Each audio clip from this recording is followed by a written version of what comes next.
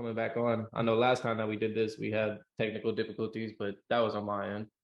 Oh, now I'm foggy. Hold up. Oh, that's cool. Uh, yeah, it's been a crazy week, and it's getting crazier. It seems like every time you're like the, I don't know, second or third interview this week that's either been messed up or canceled, or I know it's weird out there right now. How did those Yeah, interviews go for you? Did they go good? yeah. Last one I did one last night with another kind of more of a Bitcoin show, and went really well. I've known the guy for a long time, and he kind of he's one of the people that really influenced me and said, hey, you should get a channel for yourself and this and that. And so he used to take me to crypto conventions, Oh, kind of really? dragged me along with him. Yeah, like years ago. So uh, he hadn't seen my show in forever, or you know, how his friends like watch the first show you do or something like that, and they never watch again. You know how that Yeah. goes. He he was real nice to watch the first couple and just went, yeah, I can't watch that anymore.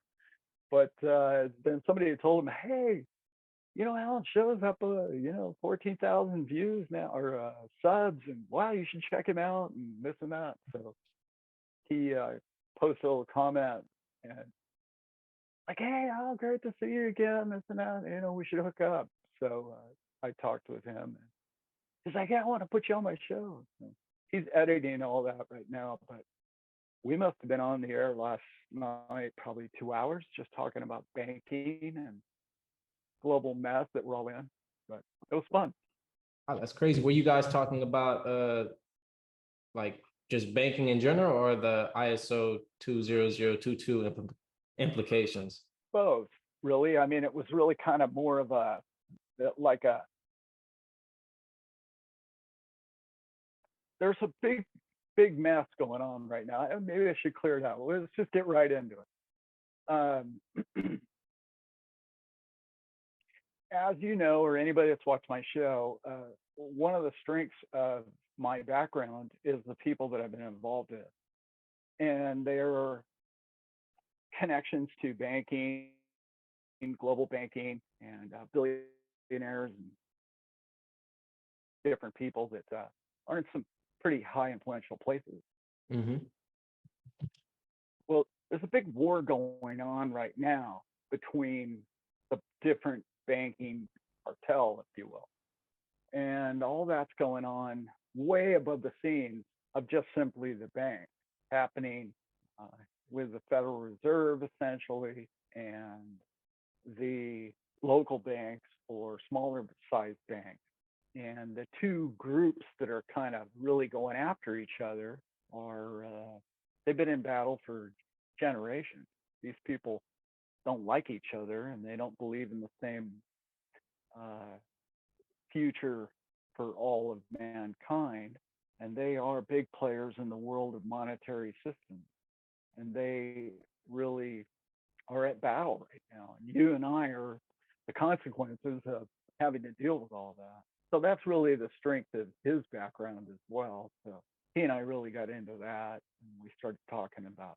He has a completely different view about ISO 222 tokens than I do. He doesn't think they're going to be a big player in the future, and I completely disagree. There's too much going on with that group, and I'm going to just call them the Davos crowd, if you will, are really into the movement of money, how it moves, who controls the movement of it, what are the fees, how much can you move, how much, remittance payments around the world. All of these things are controlled by that group on the lower level, but not on really the higher level.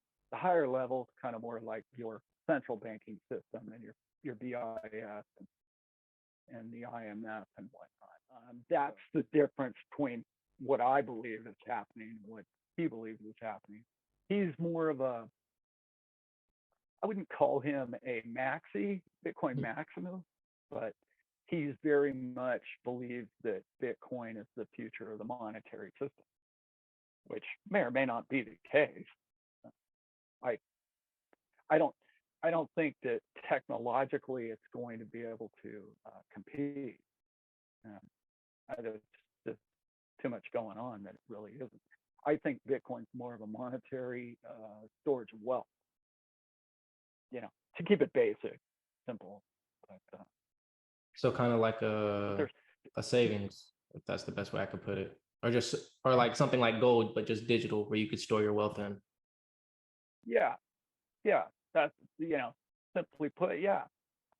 But there's so many benefits to Bitcoin that most XRP people don't understand. And I really get misunderstood on my channel a lot because I'm the guy, my channel is really the middle. I'm stuck in the middle of the, the whole debate. And anytime I lean one direction or the other, everybody just blows up my, comment sections. Oh, you're a maximalist, or you're this, or you're an army only guy, or something. That's pretty comical. But when you've had the life experience that I've had, and you've met the people that I know, that that there's going to be more than one winner to this game. It's live in a society now that's like, well, you have to pick a winner, you have to pick a side, and that's not what's happening, and I don't believe that's what's going to ultimately happen. So, um, but the the advantage to Bitcoin, if you were to ask me, is more than just its storage of wealth. It's got a real bad black eye over the last couple 2-3 years about energy usage, and there's a lot of people who, I was watching your show the other day, and one of them commented that it's not green, and that's been a narrative that's been passed around over the last couple of years about Bitcoin, and I'd love to debate that with anybody because I personally think it's very green in different ways than we've never had before, and it's hard to explain without getting too deep into it. But the biggest difference is that you can create electricity, like you and I talked about before. Mm-hmm. You can create electricity in very remote places of the world, but what do you do with the electricity? You have nowhere. You can't store it on a ship and send it to Los Angeles.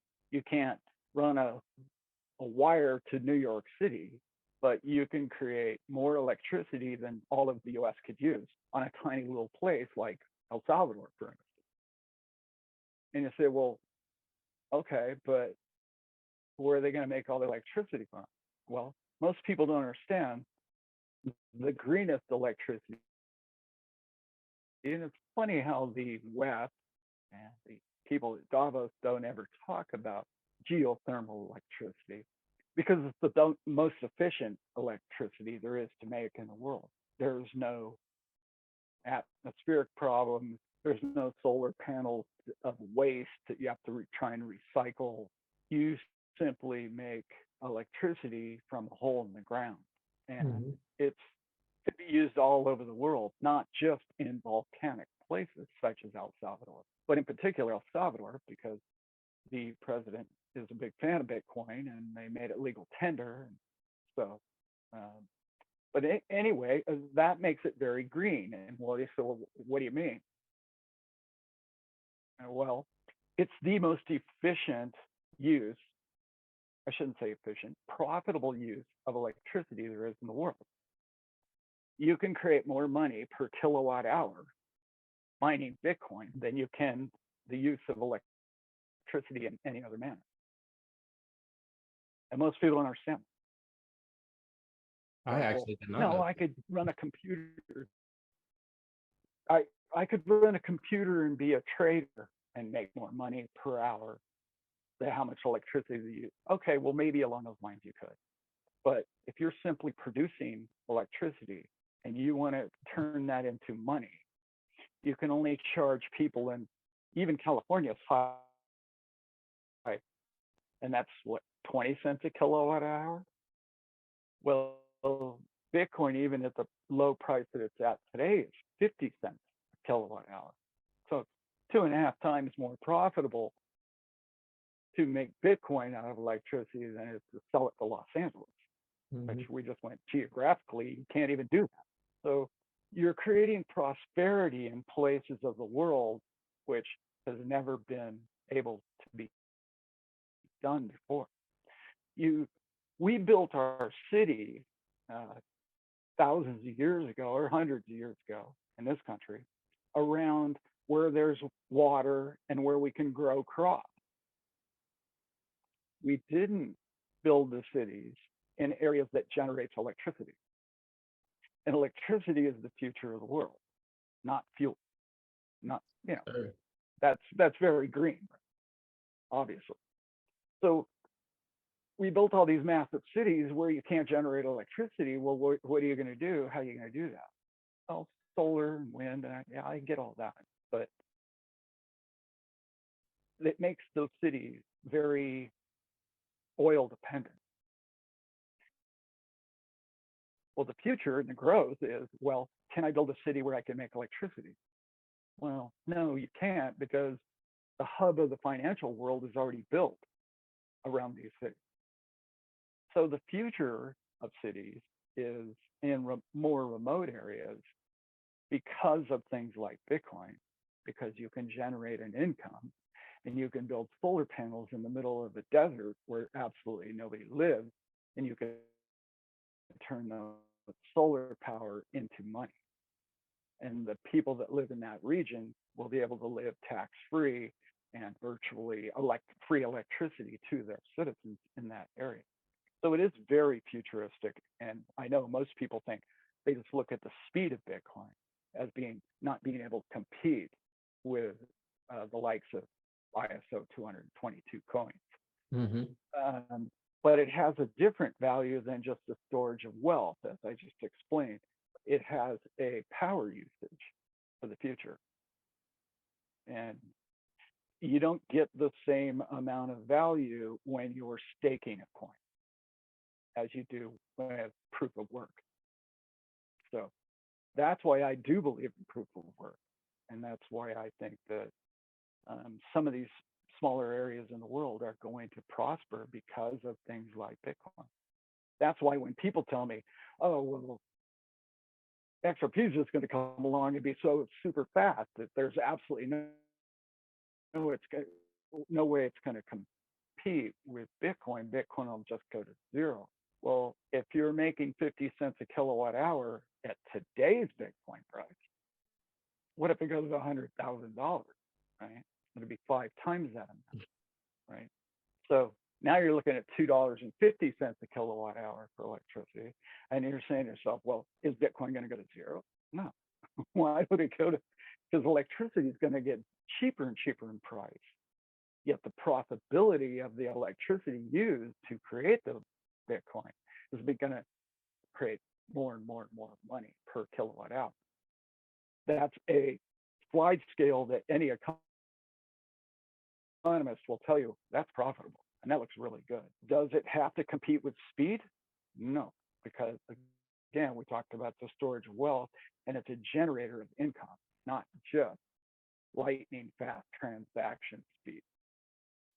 No, it's Okay. just very difficult for me to explain that, in like a comment underneath, when people blow my channel up when they say, oh, you like Bitcoin, you're a dinosaur. Well, yeah, kind of, but if you understand the economics of it, you and be careful not to just close-minded as to, oh, well, I can make way more money just off XRP. I'm not going to waste my time with other projects. You have to really dig into the other projects, and you can't just listen to what. That was another thing that really hit me, was as soon as the senators and Congress people were saying, oh, well, it uses more electricity than the state of Rhode Island. Like when they start bagging on what a product is, it's sort of like all the negative press that, Ripple gets from, competing with the SEC. Why is Mhm. the SEC coming after them? Well, because of its use case. Why are all these senators and all these people coming after Bitcoin saying that it's not green? Well, because they have an agenda. Same thing, SEC has an agenda against XRP. So I see a lot of people um, on the XRP army just automatically listen to a channel or two, just, oh, Bitcoin's bad, don't go that way, don't look at it. And I would have to say, investment wise, if you don't have a lot of money, you're going to make probably in the future a whole lot more money from XRP than you would Bitcoin. But that doesn't mean that Bitcoin doesn't have a place in the space of the future of technology. No, that's actually, you dropped some very good points, man. I actually like to hear that. And I also would like to add a question to that. So could you see them using Bitcoin to fuel the smart cities that will be here in the future? If you can look at it like a battery, you'd say, yeah, it's going to have a place in the future. It would have a use case in that sense. But no, it doesn't generate electricity. It consumes electricity. So no, it wouldn't be a power grid, but it would be a way for you to build a power grid from the profits generated from the mining up. For instance, the second largest, fastest selling bond in the world is a Bitcoin bond. And that's an El Salvador bond called the Volcano Bond. And they took half the proceeds and bought Bitcoin. The other half of the proceeds, they're building geothermal plants to produce virtually free electricity. I mean, literally, it's like when the plant's built out, it will pay for itself within a year or two. So now you're a bondholder of half Bitcoin and half an electricity plant. So when you own that bond, just stop and think about this. Like bond defaults happen all the time, right? Well, when you're a bond holder, okay, you get the asset of the default of the bond. Okay. So what's safer than owning half Bitcoin and an electrical plant? Like that's a pretty safe bet. You know, let's say Bitcoin does go to zero and it doesn't have an application or a future existence. You still own an electrical plant. See what I'm saying?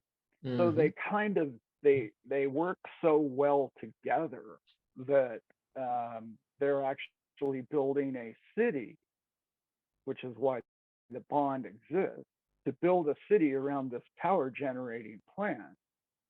And people who live in the city aren't going to pay any taxes. They're not going to have a power bill. They're not going to be able to. They're going to be able to live in a new system in society that's being built in a third world country that believes in all cryptocurrency, not just Bitcoin. They've legalized virtually all crypto. And the beauty of it is that when you move to a country like that, they already understand people like you and I. The old banking system, central banking system, being corrupt and manipulative, has controlled their country for hundreds of years and impoverished their people. And now they're learning of other avenues such as Bitcoin. When they legalized Bitcoin in El Salvador over a year ago, they learned a lot. But one of the most beautiful things about the whole story is in just over a year, they paid the IMF off. They no longer owe those people anything. That's remarkable, number one. But number two, it's a sense of freedom from outside influences, control of your monetary life. You're free to live your own life and to live the beliefs of your people. You, no longer do your citizens have to travel thousands of miles and smuggle themselves into a country such as America to work in an impoverished way.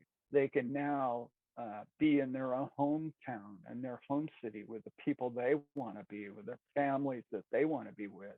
And this affords them the ability to be proud of who they are, where they're from, and what they're creating for the world. So when I hear stories like that, I've been to El Salvador a few times, and I can tell you that they're amazing people, like people everywhere in the world are, not just there. It's a cool place. it's, they have so much going for themselves. It's not just them. That can be done in virtually every other country. That's one of the beautiful things also about geothermal power is it can be generated almost all continents in the world, but almost every region in the world can do this. This is not exclusive to just countries that have volcanoes. So I, I didn't mean to get such a long-winded answer to No, it's perfectly fine. what is Bitcoin. That's actually what I want to hear. Like I like hearing stuff like that, man. Like it's intriguing. It's a different perspective on things because, like as you said, most people in XRP believe Bitcoin's going to go to zero, Ethereum's going to go to zero, just because they're too slow and have high gas Yeah, fees or whatever their causes be. But I try to keep it yeah, open-minded. But I let everybody that comes on here speak their opinions, and that's what we're here for. We're here to speak yeah, opinions. and I don't think Bitcoin's a great transfer of monetary digits around the world. I don't think that's really going to be what its use case is. I mean, the Lightning Network's growing and getting better, but I just don't think it's ever going to compete with XRP.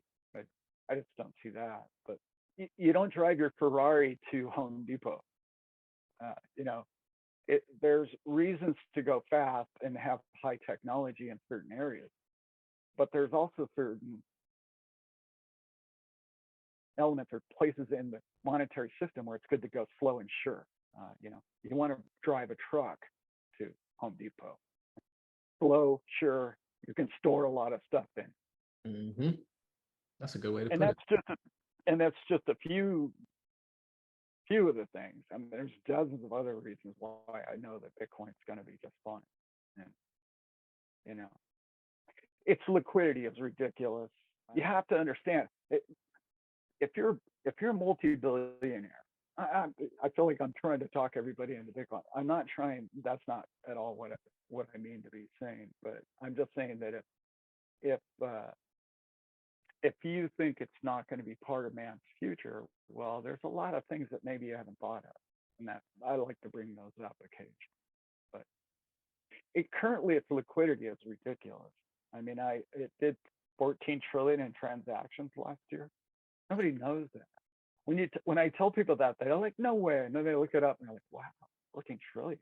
I did not know No, that. $14 trillion just for last yeah, year. in Bitcoin last year. What? Yeah, That's crazy. I had no idea. and XRP is like It's in the billions, I think. 80 billion. Yeah, Yeah, hasn't even reached 100 billion yet. something like that. Which is huge. Don't get me wrong, and it's a million times faster, a million times faster, literally. But um, there's a thing that most of us have, and we have the little man's view of things, and we're little fish in this big pond, but we tend to don't see things from the wealthy's point of view. Okay, and so if you're a multi-billionaire, are you going to buy XRP or are you going to buy Bitcoin? I would, Well, if I was, yeah, um, I would buy both. Honestly, I'd probably buy both. right. But if I had millions of dollars, I Yeah, could probably profit more off of Bitcoin than XRP short term wise. At least yeah. that's how I see it. Well, it's certainly more liquid. Um, if you want to go buy $1 billion of either one of them tomorrow, the pool to buy $1 billion worth of Bitcoin is a lot larger pool. But more importantly than purchasing it, it's selling it. Like, how do you sell $1 billion worth of XRP tomorrow? There's not enough buyers. There's not there's the liquidity pool is smaller. Okay, by magnitudes of 10, and so people who buy large chunks of real estate or gold or silver or stocks, they like to know that there's enough liquidity in the pool for them to sell it. They don't want to be the biggest fish in the pond because then there's no one to sell it to. And that's a perspective that most people don't have unless you've, been around people like that. Whether XRP is $3 or 30 cents means nothing to them. So that it's relevant, it's use case, it's gone past the SEC, it's being used, it's has a market share, it's boom, everybody's getting involved, then they'll get involved. They pick winners, you know what I mean? They don't have to gamble. They can they they can jump on proven winners. They have no need to be way out of left field and try and gamble. When you have that kind of money, you're trying to retain what you own, not trying to make more. That's a big misnomer. Like most poor people think, we all think, oh, you got to make more money with the money you have. They're trying to retain the money they have. They'll never be able to spend the money they have. And hopefully all of us in crypto are going to be faced with that situation in our lifetime, which I think if you have any kind of amount of XRP or XLM, or I really love XTC. I mean, personally, that's a coin that if you don't see 100x in the next couple of years, I'd be shocked. That one is a monster, and that's what most people don't know. And it's so cheap. It's so cheap. You got it right. It's a monster, and I can't believe it's a cheap still. Yeah, like what? I remember when it was pennies. Like you could get hundreds of thousands of them for like $100. Yeah, well, still only like what? 3 cents? I think it's like 3 cents right now. Or something like that. It just recently went up. Right. Yeah. But what they're building there, and the network and the system, and the whole thing is like crazy. It's funny too, because people my age, when I talk to them about crypto, they just, they give you that blank stare of like, what? Goes in one ear and out the other ear. Dude, they can't even. It doesn't even slow down. It speeds up out the other ear, and they can't grasp how it's gonna change things. They just can't. Why do you think they can't grasp that? Well, you know how we are. We all live in yesterday. We believe that everything that now I'm going to get philosophical, but everything that you base your knowledge or your life on is what you can see, smell, taste, touch. That's real to you, right? Your senses have told you this is real. Anything that you can't do that to isn't real. In particular, my generation and older.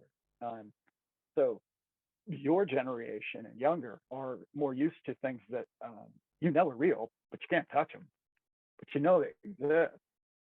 And your life it's easier for you because you've grown up with that knowledge, where we really never did. Blockchain is like pyramid blocks, okay?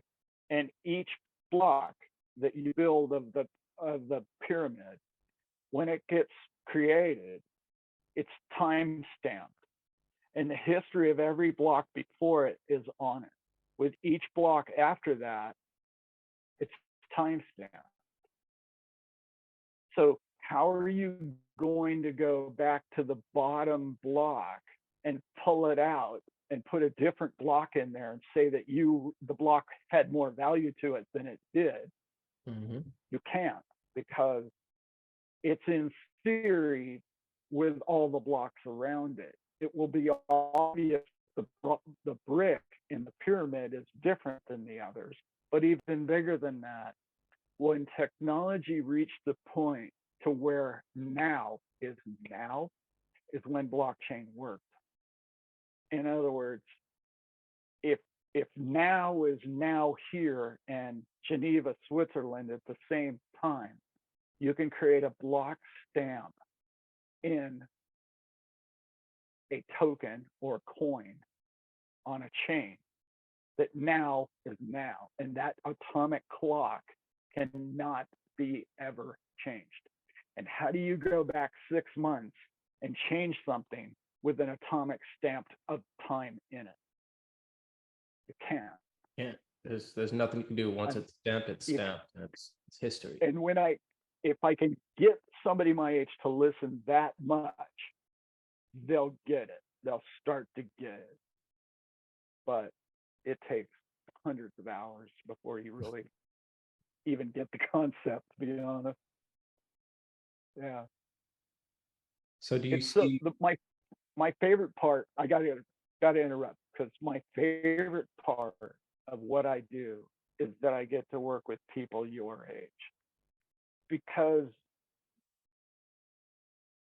my belief and my understanding, okay, of how this whole universe works, my 2 cents, is that generations better, not worse. A lot of people my age think, oh, the kids today, they're lazy. They don't do anything. They sit around on the couch and play video games all day. Well, it turns out playing all those video games is going to be really good help in the future. Mm-hmm. It's going to be beneficial, if you ask me. But each generation looks down at the other generation instead of promoting it and picking it up. And they want them to be just like their generation, which is completely useless. No, you want them to be creative and new and innovative to teach both generations a different perspective. And it's so hard working with people my age and trying to explain that to them. So talking to people your age, millennials and lower, my son's age and lower, they get it. They got that. Oh yeah, shoot. Like, most of them are kind of blown away to hear those kind of concepts come from somebody my age. But the common knowledge that you guys have is you have more of a united feel through non-physical things like technology. You're linked together through technology. You understand that conceptually way better. And your vision of the future is no different from any other generation, that what you want from the future, but your way of getting there and how you think it's going to happen is night and day, completely different. You're not going to start with a shovel. You're going to start with a laptop. The industry has grown so much, like we talked about the other day, fidelity is an avenue. And there's ways that you can place your coins in places to where you can earn staking and whatnot to generate income, monthly income. So that's really a better avenue for me. Yeah, because I remember you were talking about adding Bitcoin. Yep. With fidelity. Yeah. Well, yeah, stake it. Well, you can't really stake it. Well, you can. But well, I guess lending it out, I guess that's the best way to say it. Yeah. Well, Fidelity accepts Bitcoin now. So that's kind of a long subject, but I'll just kind of go over it real quick. Like, let's say you had $1 million worth of Bitcoin. Okay? Mm-hmm. You can put it in Fidelity, okay, which is pretty sound, obviously been around for 100 years. So you can borrow $200,000 of your $1 million, and you have 5 years in which to pay it back without a penalty. That's a tax-free transaction. And that's what people want to do with these tokens, so you don't have to sell it, and it's tax-free, like you said, correct? Correct. So how does You never had a capital gains event Okay, in so your coin. how would, let's say the price goes down and you took a loan out on that, would you get a penalty then, or would you lose value? Or would they take away a portion of it? Be like, oh, the price dropped, we're gonna take a portion away. Like, how would all that play into? At that point, you would evaluate how much it's decreased.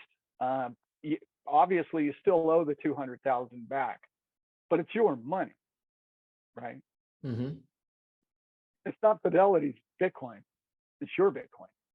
You're borrowing against your own assets. Okay, so you would only, if you couldn't pay the 200,000 back within the 5 years, you would incur a penalty.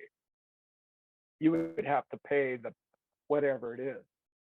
I think it's 1.5, but don't quote me on that. But I'm pretty sure it's 1.5. So it would cost you $15,000 in this case, $15,000 to borrow the money for a 5-year period of time, which is dirt cheap.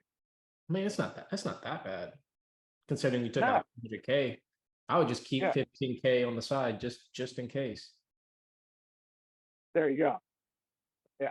Now, those are today's numbers. That was the amazing thing. As soon as, like, that's the difference between me and a lot of other people. Okay.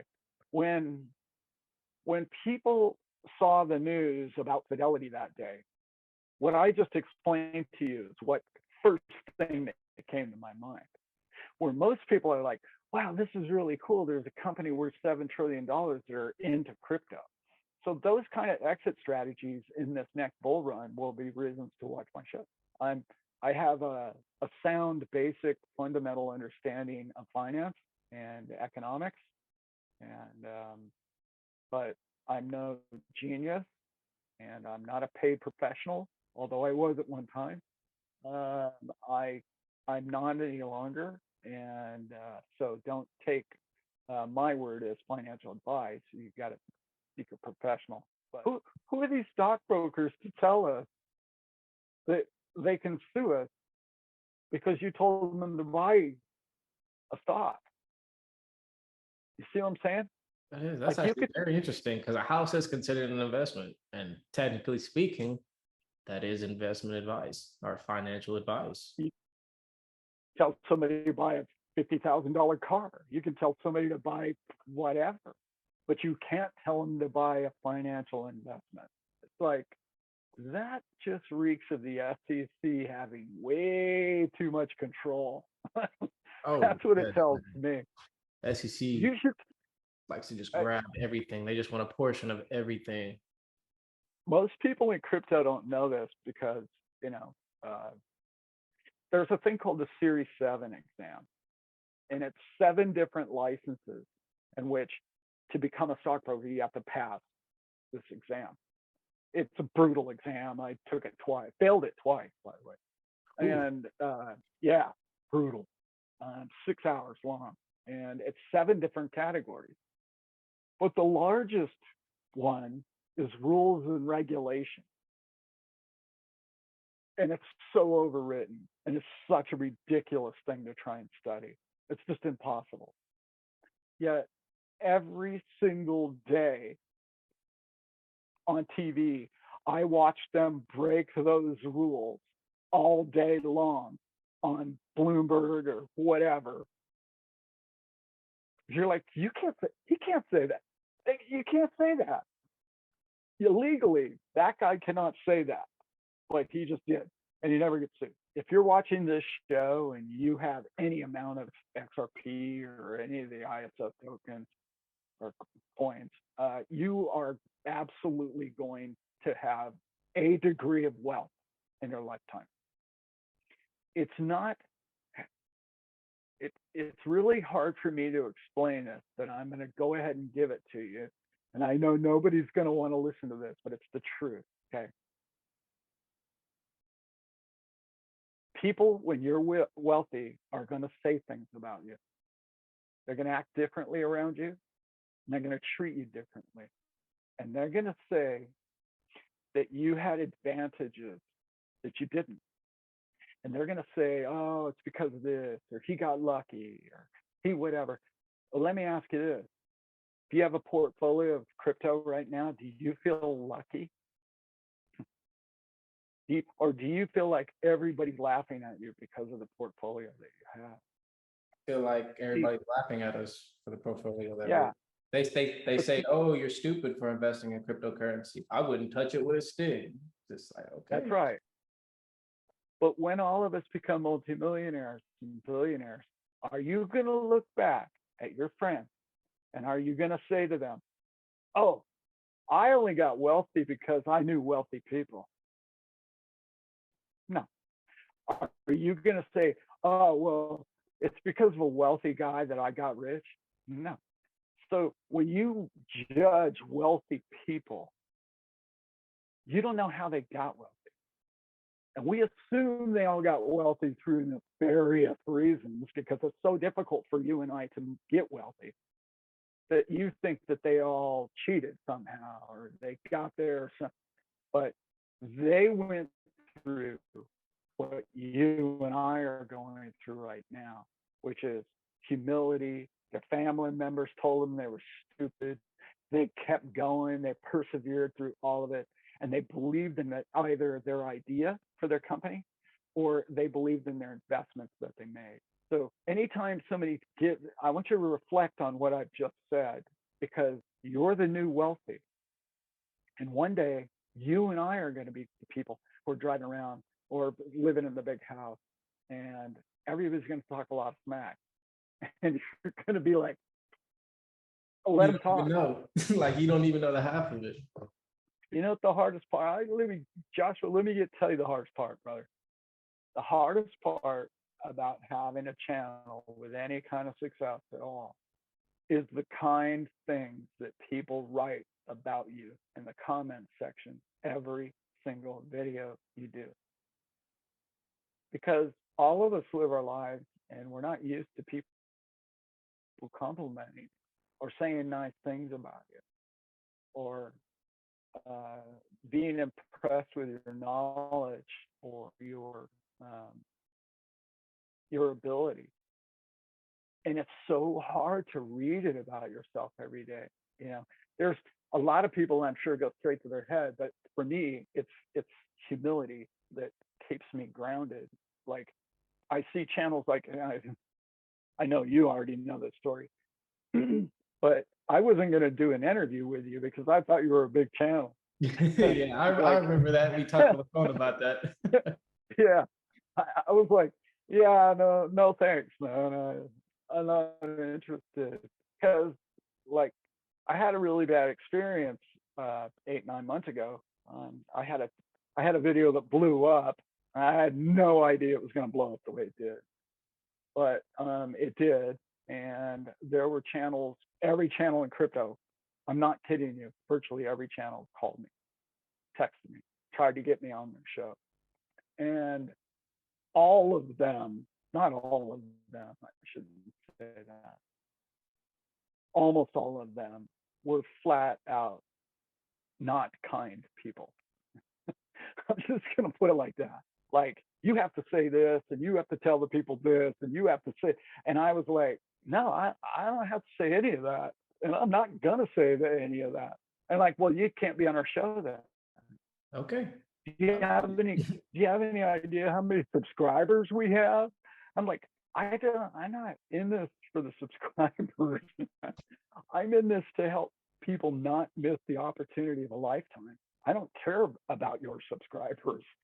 It doesn't mean anything to me, man. You know, click. Yeah. So the only show I went on was Zach Reactor's show. That was the only show I went on. Zach Rector? Yeah.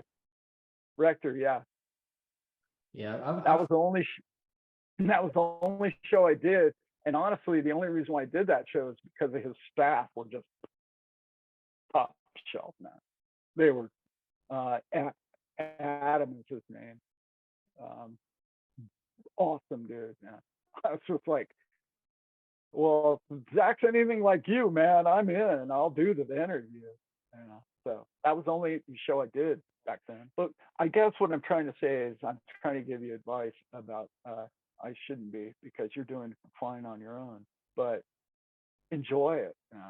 You have you have a way of interviewing people. My wife listened to the interview that you and I did the other day, and she goes, "Oh, he's going to be fine. He's doing great." But she's I really a appreciate she's a that. big time attorney too. You know what I mean? Yeah, and she's like, "Oh, he's going to be great. God, he listened to you and he let you talk. And when you were slowing down, he would ask you a question. Like, he's born to do this." I was like, "Yeah, yeah, doing good." Thank So you so much, enjoy man. it, man.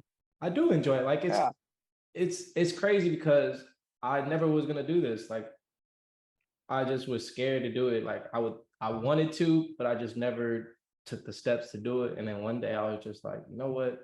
I'm gonna do it. I'm gonna see what happens. And it's going well, man. Like it's doing better than I thought it yeah, was gonna do. And I love talking to people about these conversations and just interacting with people at the same time and just learning stuff about them. And then they learn stuff about me. Like it's interesting, man. Like yeah. it just interested me. I'm just a sponge, you know. Yeah, that's how I like I it. love, Sponge. I just love to soak in information. yeah, I do. I I used to listen to a lot of YouTube, but it was funny. Ever since my show kind of got a little bigger, I noticed that if I listen to other shows, it jades my thinking, which is fine too. You know what I mean? Take what you get from shows, and put forward what you like about what other people said. But I had to really limit my intake because I really want to be authentic and I really want to be, myself. And it's hard, because um, there's so much I want to do with this channel. My channel hasn't even started, guys. I'm like, everything. My son and I wrote out this whole, business plan idea that we were okay. Our show's gonna be this, this, this, and that. I haven't even like gotten off the first two lines yet.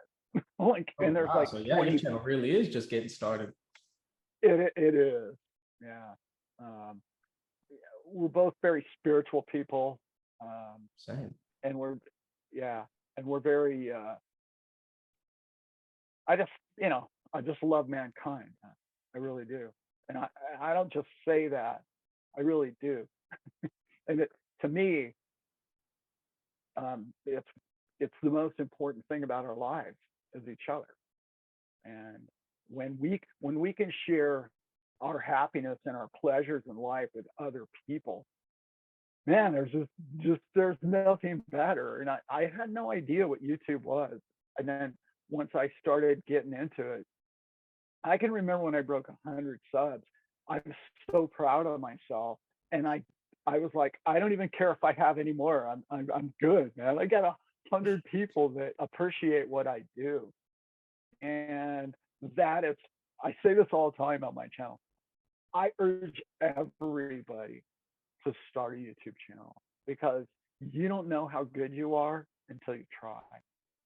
And then once you do it, like, people appreciate little things about you and about my show over somebody else's show. None of us are the same. We're all just like, we add a different perspective all the time.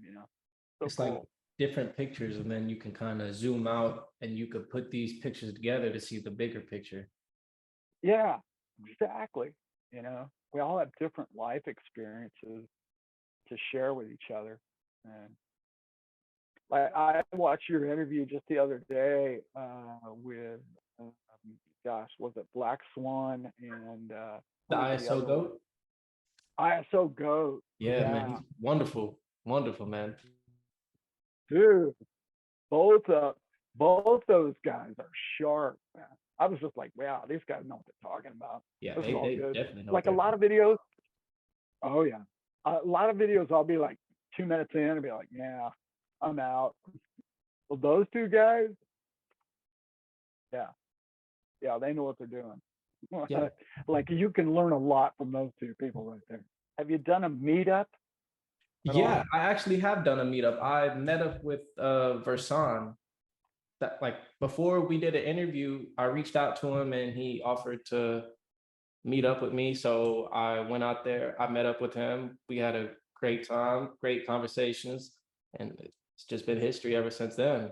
And then hopefully I could do the Yeah, same with you and the ISO Goat, cool. Lit Capital and others, man. Like I want to meet everybody one day. I feel like Yeah, it'd be cool just to get together and just finally meet and conversate. yeah. Meetups are fun. Love it. Oh yeah, I love it too, Because you man. get to really know people. You know, you get to know people to sit down and have a drink with them or whatever. You know, it's a lot. It's a lot. It's a lot to get us all together. You know, in one spot now. But once you do, it's totally worth it. Totally. And I have so many people now that are like, oh man, if you ever come to Texas or if you ever come, like every state now, you're going to get there too one day. It's so amazing. Like every state, you have like 5 people. Man, if you're ever in Wisconsin, like, wow, I don't know. I go to Texas quite often, but I don't go to Wisconsin very often, obviously. But Yeah, man. Anytime you come into Texas, you should definitely give me a call. I'd be more than happy to come meet up with you. and it's the question you probably get this one all the time too. How much XRP do I need? That's the one that gets me, man. I'm just like, I mean, this it just depends on now what this you want is out of really life. investment. That's it. It's I need a lot less of it than you do because of your age. There's so there's so much to that. People don't understand investing. They've gotten involved in the crypto and they know they're going to make money at something, but they don't understand the basics of investing and how to take care of the rest of your life with it. So, I'd like to think I'm going to help people with that, but we'll see. But yeah, that's the question I get all the time. When's the case going to settle, and how many do I need, and how high is the price going to go? Man, we all know what the price is going to go I don't. to. Yeah, it's going to be a lot. I It's definitely not going to be 30 I cents. know this because anything. No, no. If it goes over, I don't know, $10, I'll be happy. It, I mean, I know it's going to go way more than that. I don't mean it like that, but if it goes over $10, I'll be like, wow, okay, that's game changer. It's a game changer. For Even my for somebody who only has for a my thousand XRP, even if you only had like a couple thousand XRP, $20,000, $30,000, there's still a lot of money. Like you with the it amount that is. you put in and then what you received, like you did pretty good, man. Yeah, You just got to yeah, think about longevity, long term. Like, okay, now that you you got, do. just hold it and just let it keep riding, let it ride out, man. Because you'll look back 10, 15 years from now and be like, Yeah, whoa, that's how and you that goes get back the to big what money. you were saying earlier. Is like, don't sell it. Do not sell it. Don't sell it. Do Yeah, not sell because it. you're going to earn money off that the rest of your life. And that's how you You can build your will generational wealth not even make. right there, tax free. Yep. Yeah. Yeah. It's it's huge, and I can't believe it's 30 cents. I mean, I still to this day like pinch myself. Like I still dollar cost average, and Mm-hmm. it's hard for me to, when it hit $3, whatever it was, like 350. I never Free even, something. yeah, 340, 50, wasn't it? It I was was like, something like that. I'm not even considering selling. I wasn't going to sell until at least, I mean, even any of it until $10. The one thing I have to say about the XRP army, in my opinion, they're more educated uh, about what's going on globally banking than, let's say, people in the Cardano group or Mm-hmm. people in, maybe not in the Bitcoin group because they've been around a long time, but like uh, I would have to say probably better than any other group, even probably in Bitcoin. They know the coin, they know the system, they know the countries it's already in, They know why it's working, how it works, when it's going to work, what it's going to do to the banking system better than like any other coin group I know. Yeah, like they know more than the banks know about this stuff, which is crazy. Like if you think about it, that's crazy. You know more about this technology than the banks adopting it. Like you People might are as well always should be working at the bank. yeah, people are always asking me about, because I know a guy who he's a good friend of mine now, but he owned one of the largest trading companies in America, and they trade bonds, Mhm. and he's a bond trader, he's a liquidity bond trader, and he and I talk, I don't know, a couple times a month, something like that. And people are always asking me, "Hey, when are you going to talk to Bob? You should talk to Bob again." And I'm laughing, going, "These are XRP people asking me to ask Bob a question. Like, they know more about XRP and where crypto is going than Bob does." But like, people have no idea of their knowledge. You people, you study these channels that study for every little piece, every little crumb around the world of information that's coming out about, ISO coins or whatever. Like, you know more about this stuff than the people in the industry. You just do. Like, when I talk to Bob, he doesn't even know what XRP is. Wow. Yeah, a lot of people don't know what XRP is. Like I'll just go out and ask random people, be like, "You ever heard of XRP?" And they just be like, "What's XRP?" And I'm like, I mean, "Oh." he knows now because I'm educated. And I'm like, "Dude, you need to look into this stuff." He got back to me and he goes, it was pretty funny. He goes, "This could be really big." Like, yeah, yeah, man. Why do you think I've been talking about it? And he's like, "No, no, like really big, Al." And I'm like, "Yeah, I'm with you. How big, Bob?" And he goes, "Well, money transfers are huge." And I went, "Yeah, uh-huh. Now you're getting it. Uh-huh. Now he's getting the bigger picture. Now you're getting the picture." But he's retired, and all he wants to do is watch football, and he doesn't care. Yeah, he's a big football fan. He and I talk about yachts. He wants to buy a yacht. No, wow, yeah, he's definitely retired if he wants to buy a yacht. Yeah, yeah. His two sons worked for the company that he sold it to, which I'm not going to talk about what the company is, but they are the largest bond trader in the world. And that's a big hint. So occasionally I get to talk to his sons, who Mhm. are, 40s, 30, mid 30s, 40. One of them's about 40. They don't know what crypto is. I talk to them and they're just like, "Yeah, I have some. I've invested in, the top 10 or the top 20. They're sitting in some, what do you call those things? Billfolds or something? Oh, wallets. Yeah, wallets. Yeah, I got one of those."